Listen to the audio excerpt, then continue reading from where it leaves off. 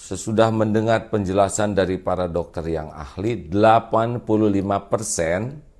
itu tidak ada gejala klinisnya. Jadi yang membawa virus itu dia sehat-sehat saja, apalagi yang masih muda. Dia tidak ada gejala demam, tidak ada gejala batuk. Padahal 85%. Nah, boleh jadi di masjid itu ada dua pilihannya. Kita tertular atau tanpa sadar kita menularkan ke orang lain. Jadi ini bukan yakinlah Allah yang menolong, alhamdulillah. Saya diberikan kesempatan berguru dengan guru yang ahli tauhid sehingga nama juga disebut Darut Tauhid. Namun kenapa menyempurnakan ikhtiar seperti ini? Ya karena Rasulullah pun begitu. Tidak boleh mencampurkan unta yang sakit dengan unta yang sehat.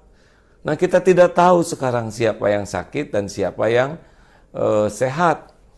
Khawatir kalau ke masjid, mungkin yang menularkan kepada yang lain.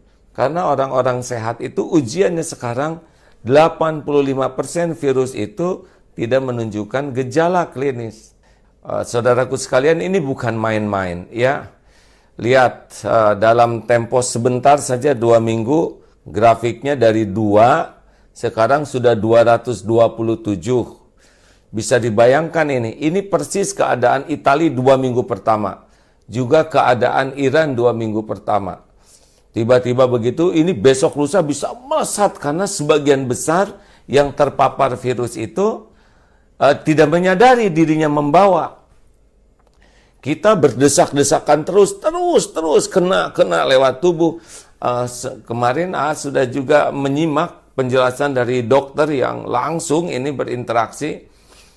Beliau mengatakan sekarang kawan-kawan dokter itu dari ahli paru sebagian sudah dirumahkan. Ventilator juga sudah berkurang. Jadi ini belum apa-apa. Nanti rumah sakit kita tuh sudah kekurangan dokter, kekurangan perawat, kekurangan peralatan, padahal ini belum apa-apa. Ini baru memulai ini. Ini belum apa-apa nih hadirin, baru tumbuh, baru 2 minggu. Besok lusa bisa ribuan dan puluhan ribu, mungkin na'udzubillahi min zalik ya. Kalau kita melihat kesantaian kita ya, melihat kesantaian kita persis di Italia yang santai, rileks saja, dianggap remeh dan tiba-tiba melesat. Ini adalah kezoliman bagi kita kalau kita menganggap remeh. Kita keluar hanya ketika darurat saja. Tahan, keluarga tahan berada di rumah. Anak-anak tahan ada di rumah. Karena keluar kita tidak tahu jarak sekian akan kena. Ini penting. Kawan-kawan harus bisa memahami ini bahaya besar di depan. Kematian sudah ditetapkan oleh Allah Subhanahu wa taala, itu hakul yakin. Ini bukan bicara masalah mati, tetapi ini penyebaran yang luar biasa ini.